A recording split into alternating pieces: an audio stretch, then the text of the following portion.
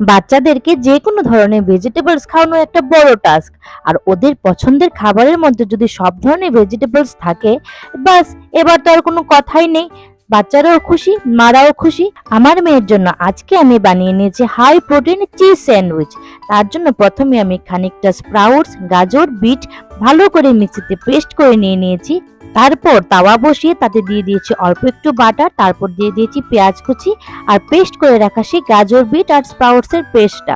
তারপরে আর কি তাতে দিয়ে দিয়েছি অল্প একটু বেসিক কিছু মশলা, যেরকম নুন, অরিগানো আর চিলি ফ্লেক্স দিয়ে তারপর পেস্টটাকে ভালো করে নাড়িয়ে চাড়িয়ে শুকিয়ে নিয়েছি।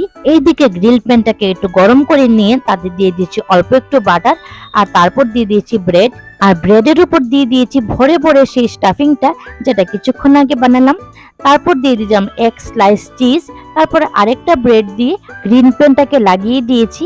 এবার এটাকে কিছুক্ষণের সময়ের জন্য গ্রিল করে নিলাম। ব্যাস হয়ে গেছে healthy high protein cheese sandwich.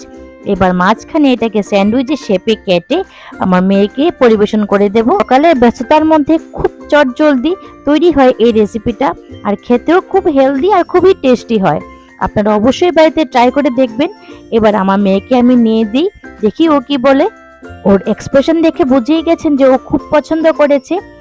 আমার এই রেসিপিটা আপনাদের কাছে কেমন লাগলো আপনারা অবশ্যই কমেন্ট করে বলবেন। ভালো লাগলে একটা লাইক শেয়ার করে দেবেন। আমার মেয়ে তো খুব পছন্দ করেছে আর খুব মজা করে খেয়েছে। আপনারা একবার বাড়িতে ট্রাই করে দেখবেন।